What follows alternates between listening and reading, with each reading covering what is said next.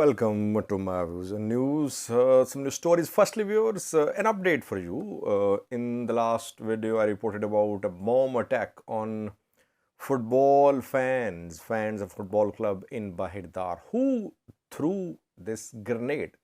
It was a grenade, reportedly. Who threw the grenade at the Bahir Dar Kanima football club fans? We have details for you. Secondly, viewers, Tigray archbishops have approved a new seal which will be used in all official correspondence. Dioceses have been directed to start using the new seal starting from the 30th of May Ethiopian calendar. What is written on this seal? And does it mean that the Tigray Church has completely divorced itself from the main church? Thirdly, viewers,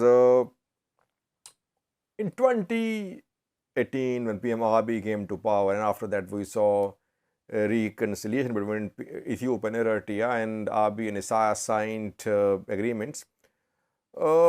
Ethiopia and Eritrea announced that the two countries will build roads. Eritrea was to build a around 70-kilometer road from Assaport to Ethiopian border. And Ethiopia also agreed to build a 70-kilometer long road on Ethiopian territory to link the road with Eritrean section of road. Ethiopia wanted to use Assaport back then. So what happened? Because today Ethiopian Road Construction Authority issued a statement sharing details of the road being built by Ethiopia to connect with Eritrea. Firstly, viewers, a new story from the Bahir Dar city, of the Amhara region, where a grenade was thrown at football club fans today.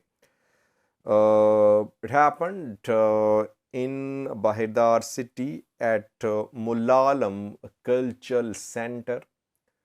The Bahir Dar Kanima football club fans were preparing to leave for Hawassa, I think, because in Hawassa a match is due to be played between Faisal Kanima, Bahir Dar Kanima, and St. George football clubs. They were there. They were there to depart, and a grenade was thrown. 20 have been injured. So far, what we have confirmed is that 20 were injured in that grenade attack. One casualty is being reported by some sources, but confirmation is awaited. But more than 20 were injured in this attack, some women too. Question is, who threw this hand grenade? Someone from Veden, Amhara. Now, it is being reported by some sources that fans of another football club threw this grenade. Faisal Kanima is the football club from Gondar.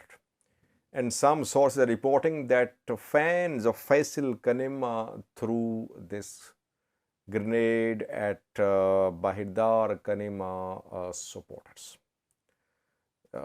So it's an internal rivalry, it seems, within football fan community. But it also shows that these fans had access to hand grenades.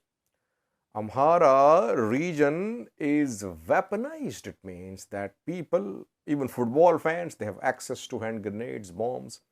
So they can acquire from somewhere and they can use the hand grenades. So it means that weaponization is definitely an issue. Yes, it's an issue, especially after Tigray war. During Tigray war, we saw that people were armed. Even I think PM Abiy and Amhara leaders, they, in their statement said that people should defend, they should be ready to defend, they should be armed. So how to disarm all these groups, people in Amhara? It's a challenge, because disarmament of Fano is meeting with resistance. Disarmament of Amhara special force partially completed. But so far, there is no involvement of outsider groups so far in this incident. It seems to be a case of an internal rivalry between football clubs from the Amhara region. Secondly, was Tigray Orthodox Church has approved a new seal which will be used by all its dioceses during and for official correspondence. You can see the seal approved by Tigray archbishops. What is written? Tigray Orthodox Church. And below that you can see the Sea of Silama Kisate Birhan. Is there any mention of Ethiopia or Ethiopian on this seal? No. So Tigray Orthodox Church seems to be developing into a separate entity, though Tigray has not formed its synod. Tigray has not elected its patriarch so far. Patriarch of the church, main church, is Abune Matthias, and he's from Tigray. Reportedly, he's a Tigrayan. Can we say that this use of seal, which will start from the 30th of May Ethiopian calendar, indicates that Tigray has completely split with the main church? That remains to be seen, because yesterday 20 million birr aid was announced by the main church for the people of Tigray, the cities of Tigray, and the aid, I think, will be used through the Tigray archbishops. Tigray archbishops are not announcing complete split. They keep on announcing these measures like formation of Menbere Silama, like seat of the church was decided where the synod would be, and now seal approved, but no decisive step taken by Tigray archbishop so far. They announced upcoming appointment of 10 bishops, 5 to Tigray, 5 to foreign dioceses yesterday. So I personally think that they're putting pressure upon the main church. Do they want to reconcile? We cannot say that they want to reconcile. No signs of reconciliation. Let's see what the government's, let's see what the committee does. The committee appointed by the main church, the committee has several elders as its members. The committee is starting its work in coming days. Perhaps last attempt by the main church to reconcile. If the committee fails, we could see decisive moves by Tigray Orthodox Church in coming months. Last viewers, Ethiopia and Eritrea made peace in 2018. They signed some agreements after PM Abiy came to power. He was awarded Nobel Peace Prize for those moves. And back then, the two countries agreed that they should work closely.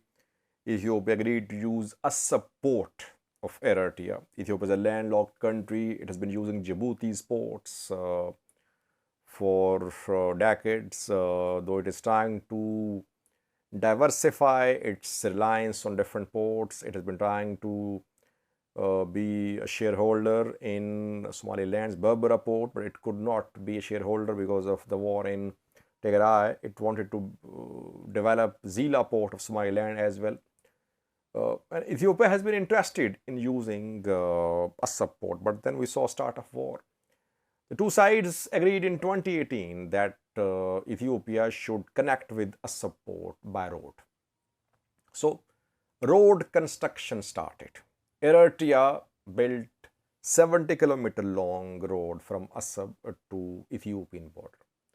Ethiopia also started building the road from its area to Eritrean border, 70-kilometer long road. But road construction in Ethiopia was delayed deliberately, or due to lack of funds, or due to Ethiopia having no interest.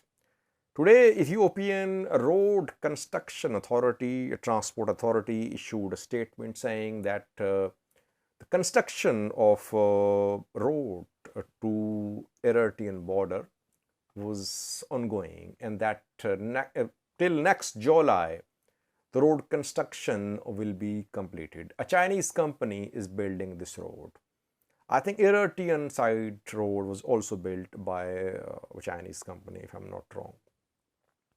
And Ethiopian government has allocated funds for this road construction this year.